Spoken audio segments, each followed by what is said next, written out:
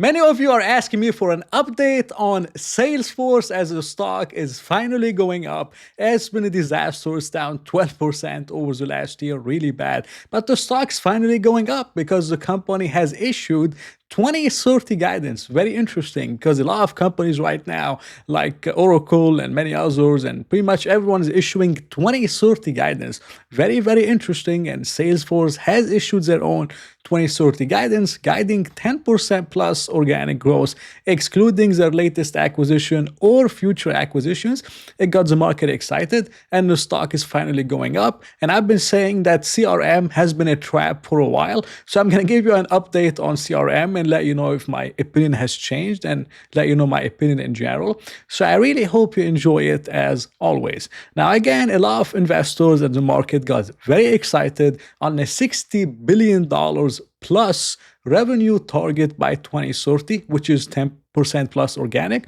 And again, it's very exciting, but you have to look at the track record and the history of Salesforce. And back in 2022, they issued guidance for 2026, and their guidance for 2026 was 50 billion. Now, here we are in 2026, and we're guiding for 41 billion. We're nowhere close to the guidance they gave back in 2022. So if they could not meet their 2022 guidance for 2026, not even get close to it, why should we trust the 2030 guidance? I'm personally not going for it. I'm not trusting it. Maybe this time is different. But again, it's hard to trust the management team that has disappointed over and over and over again.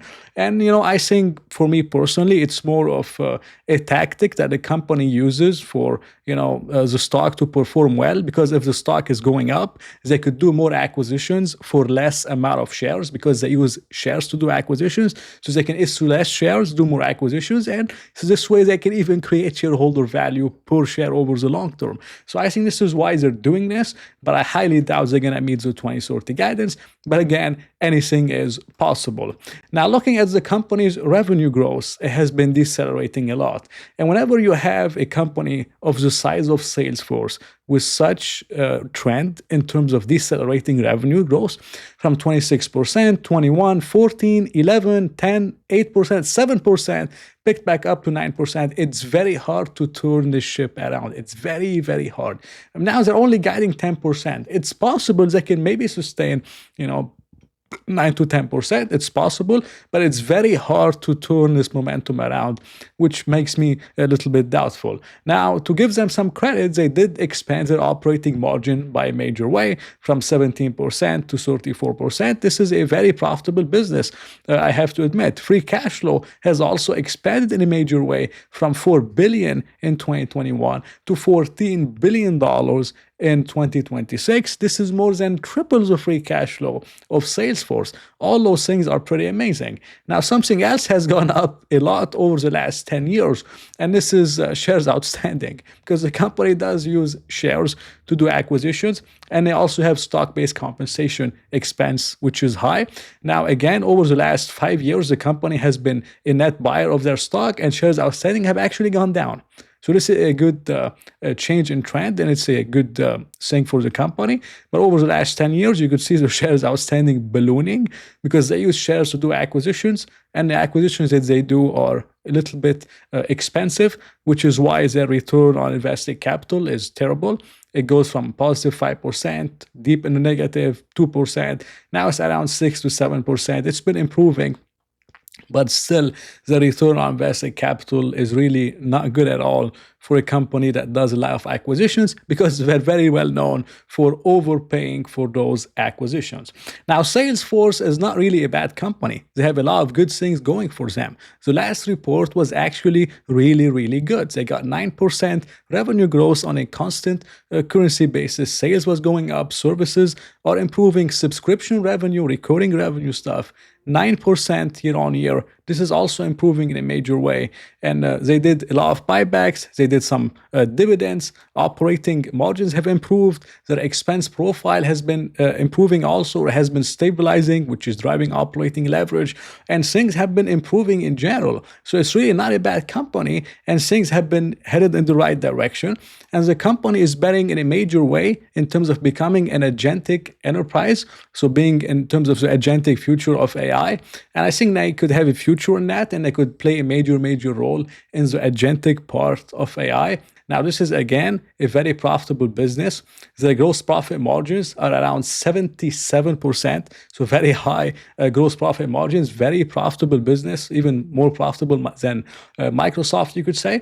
And if we look at where this business is trading at, is trading at 15 times cash flow. This is almost a value investment. I've seen articles saying that Salesforce right now is a value stock. Maybe it's not a value investment, but it's getting cheap, guys. I mean, 15 times cash flow for Salesforce. It's crazy. You could not imagine that. It used to trade at 55 times a few years ago. And a few months ago, it was trading at 22, 25 times. Now you could buy it at 15 times. So to me, this is very interesting. Maybe Salesforce is not the best business ever, but for the price that you're paying, 15 times is really not bad at all, in my opinion. And I like using cash flow because, yes, I know that they have a lot of stock-based compensation expense, but they also have a lot of depreciation and amortization, which you have to adjust for them because it's not really an actual expense for Salesforce, which is why I like using free cash flow in this case. Price of free cash flow is 15.8.